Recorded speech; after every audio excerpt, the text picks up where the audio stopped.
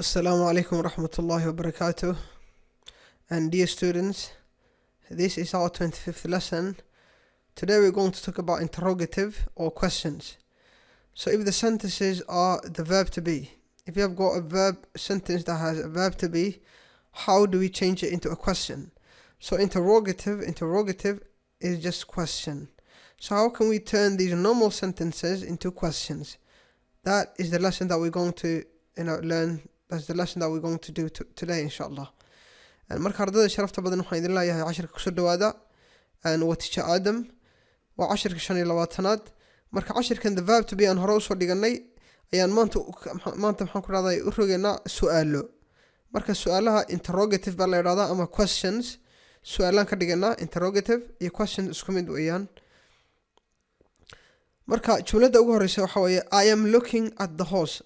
jumladahan oo dhan hore usoo dhiganay I am looking at the horse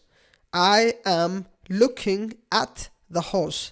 I am looking at the horse waxaan eegayaa faraska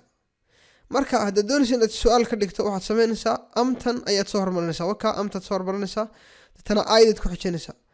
ayda marka waxaa la yiraahdaa subject pronoun baa la yiraahdaa ama subject waa faacilkii marka amta soo hormari labadan tan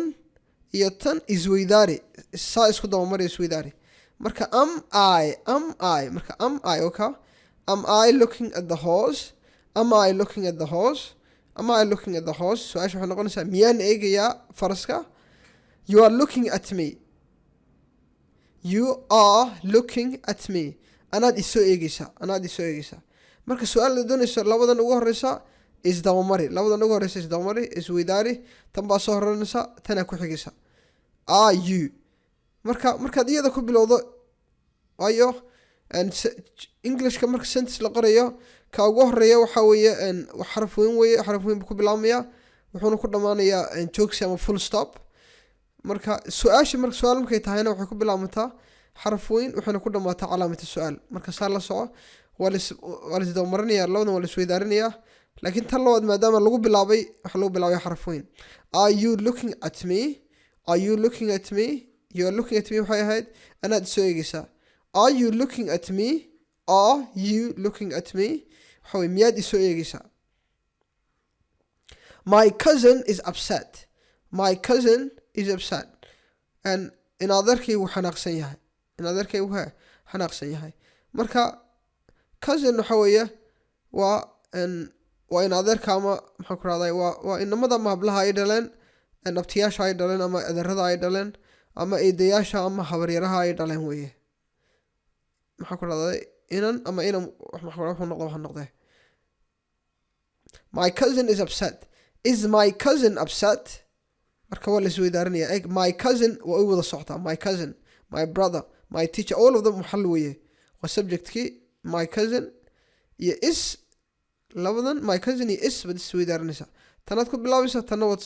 lambar laba baad ka dhigaysaa is my cousin upset in adeerkay ama ina abtiday ina adeerkay miyuu xanaaqay ama ina abtiday miya xanaaqday waxoo dhan waa loo isticmaali karaa miya xanaaqsan tahay my cousin is my cousin upset they are lawyers so we have they and are we just swap them waan isweydaarinayna are they lawyers they are lawyers iyagu waa lawyerin are they lawyers iyagu ma lawyerin ba he's surprised wuu yaaban yahay he's surprised is he surprised ayaa maxaan ku raad laisweydaarinaya is he surprised she is confused is she confused I am looking at the horse am I looking at the horse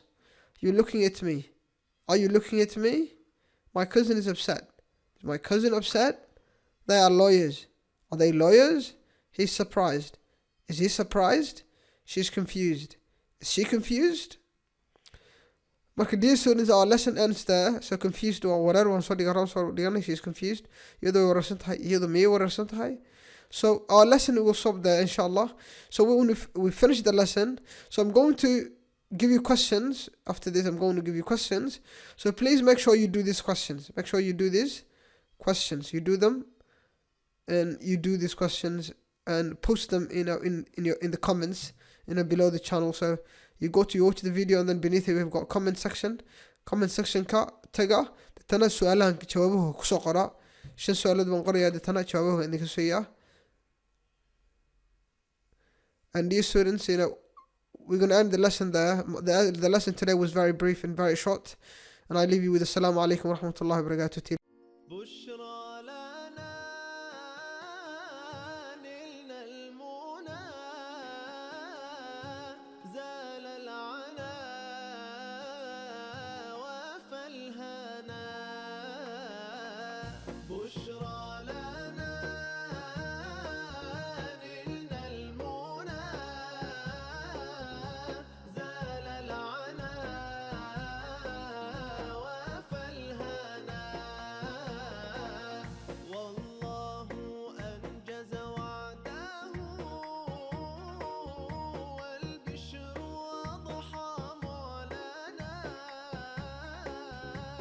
بشرى لنا